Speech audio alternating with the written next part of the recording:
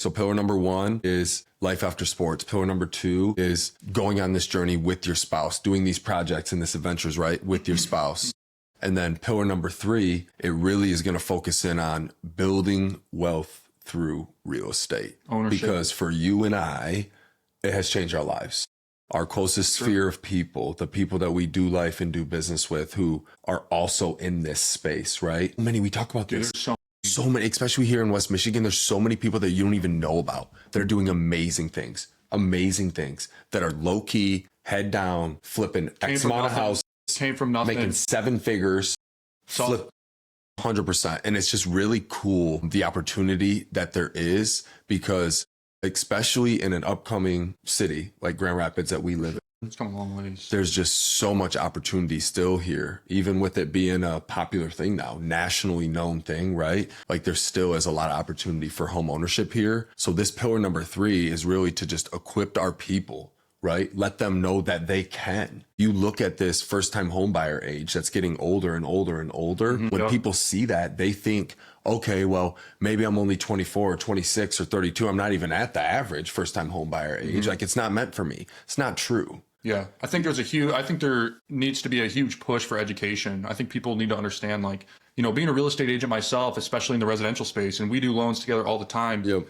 And you probably see it more than I do. Even on the first time home buyer program, like I encourage people to buy a duplex. Buy a duplex, live in one unit, rent the other one out, cover most of the mortgage, reduce your overhead living expenses. And on top of that, you get to learn what it's like to become a landlord as well. So I don't think being a landlord is meant for everyone, but I also think you don't know if you're never going to try. Right. Well, you make a big point because I'm not a landlord. I got investment properties, but I hire a property manager because that is for me a part of the operation. I have a full-time job.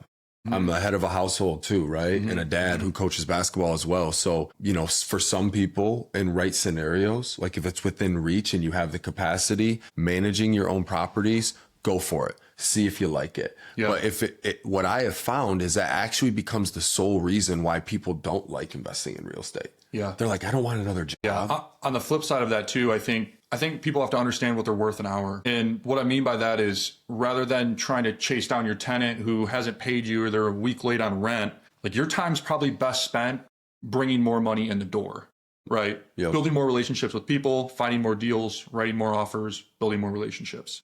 So, and on top of that, I really don't think you have to recreate the wheel. Like a lot of these business models, there's already a platform. There's already a way that people have done things for so long. For us, at least for me and my business, is taking that foundation that people already have and then just tweaking it to make sense with my life and how I want to grow my business. Yeah. So it's not rocket science. You can take an existing model. Well, success leaves clues.